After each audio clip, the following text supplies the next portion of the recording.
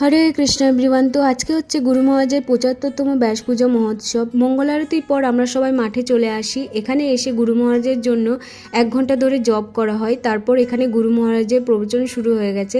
গুরু মহারাজের প্রবচন শেষ হওয়ার পর আমরা চলে আসি মন্দিরে দর্শন আরতি করার জন্য।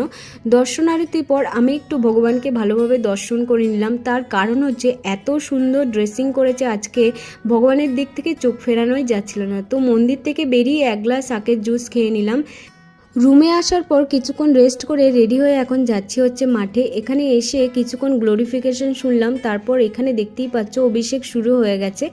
তো অভিষেক দর্শন করতে করতে দেখলাম গুরু মহারাজ চলে এসেছে জুমেন দিল্লি থেকে আমাদেরকে দর্শন দেওয়ার জন্য। তো গুরু মহারাজকে দর্শন করে নিলাম আর তার সাথে সাথে দর্শন করলাম ওখানকার বিগ্রহগুলোকে।